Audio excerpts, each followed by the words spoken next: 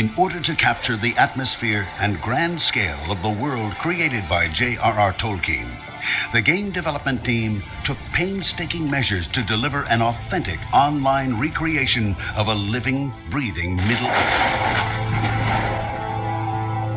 Well, certainly one of our biggest challenges is taking what is, depending on the version you have, 1,400 pages of text and translating that to an immersive world and to an interactive game. And that's very challenging, for a lot of reasons. It's challenging because, the great thing about a book is that everybody has their own vision of what their reading looks like.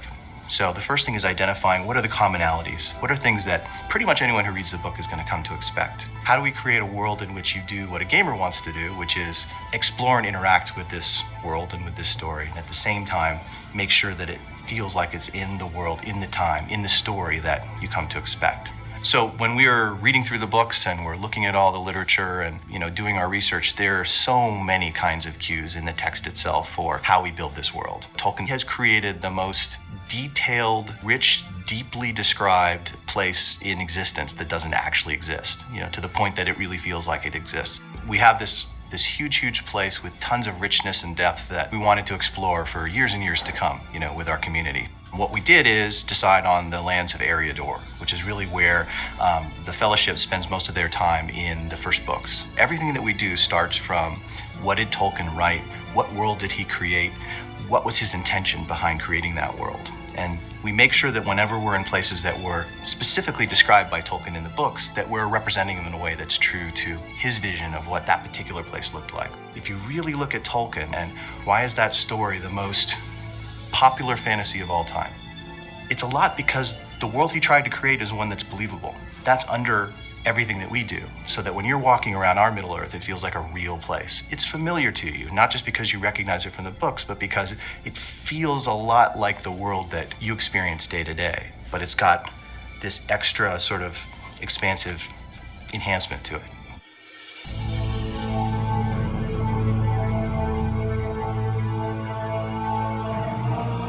There's a lot of places that people are going to recognize, very famous landmarks from the books that you're going to see early on. You're going to be at the Prancing Pony, which is in Breland and where Strider and the hobbits first meet. You're going to be at the top of Weathertop, having your own encounter with Black Riders and Wraiths the same way that Aragorn does. You're going to end up in Rivendell at Elrond's house, and you're going to explore that house. You'll go to the Barrow Downs and, in fact, go deep into the Great Barrows, which are described in quite a bit of detail in the books. You'll go to Tom Bombadil's house in the edge of the Old Forest. There are a lot of sort of iconic representation of places that are well known from the books. One of the things that's been great in working with Tolkien Enterprises is that they've really given us freedom to expand on the lore and expand on what Tolkien wrote. The biggest example of this is Angmar and all the areas inside of Angmar. What would happen if, the Witch King basically created Angmar again and rose this to power?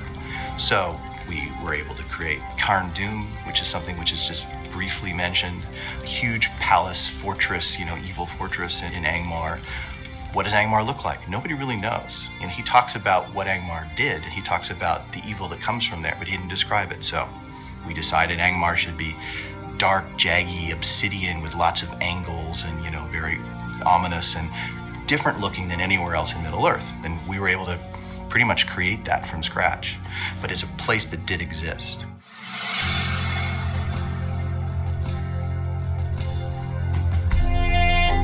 The tools that the world builders have to work with are instrumental, really. We couldn't do what we do without it.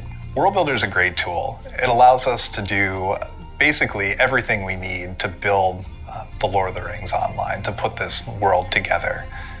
We can manipulate the height map on the fly. We can paint terrain textures. We can place assets. We can place game content.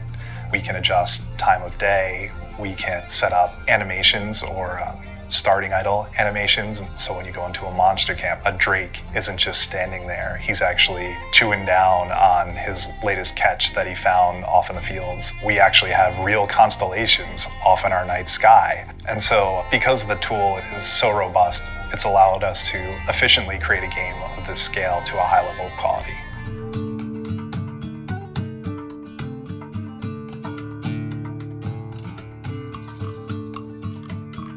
So So for a game of this complexity, and especially something where we are working with iconography that, is so recognizable to people who've read the books, it's even more important for us to really have a clear picture of where we're headed before we go build any part of the world. Concept art is important for any kind of, game design that's very graphic intensive, and certainly places that rely on a large landscape like this.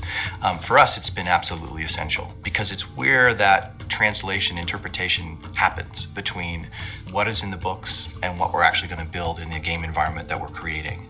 And what we want to be able to do is have the experimentation happen on paper. And there's flexibility in the concept art that gives us ability to play with not only structurally how it looks, but what's the mood, what's the tone of this area. We need you to draw Rivendell, and all we know is that water elements are really important. It needs to be magical and beautiful and gorgeous and lush. The rest, up to you. It gives us one thing to focus on that we can all circle around to end up where we think we're headed for that particular area. And then that becomes the blueprint for all the work that comes after that and actually bringing that to life. We have some unbelievably talented concept artists here. They have somehow encapsulated the spirit of what Tolkien was describing in terms of tone and architecture, the history of Middle-earth, which, we filled their brains with all kinds of things about the way the architecture would be, and then their own investigation of how things looked in England and in other pastoral places around the world that Tolkien would have drawn from. Every one of our concept art pieces that we use, mechanically to build the game is really something that's a piece of fine art that you could hang on the wall. In fact, we do that here. There's a gallery in the studio here where we line the walls with the art that's been drawn by some of these concept artists and other artists in the building. I mean, it's just unbelievably detailed, phenomenal work. We think we've built the richest online world that has ever existed, and we feel like this has always been a goal for us because to not do that for Middle-earth would be a huge lost opportunity. So as the players walking through our recreation of Middle-earth, I'd really like them to think that we got it right. The Lord of the Rings Online Shadows of Angmar offers you the chance to truly experience the grand fantasy world created by J.R.R. Tolkien, to move through the world of Middle-earth freely, and to join the free peoples as they face the shadows of evil that threaten to engulf the world.